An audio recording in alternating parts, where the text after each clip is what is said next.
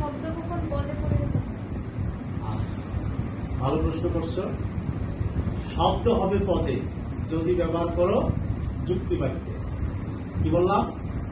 শব্দ হবে পদে যদি ব্যবহার করো যুক্তি বাক্যে। যেমন এটা কি? ফুল। এই ফুলটা আমি যদি যুক্তি বাক্যে রূপান্তর করে কি হবে? ফুল হওয়া সুন্দর।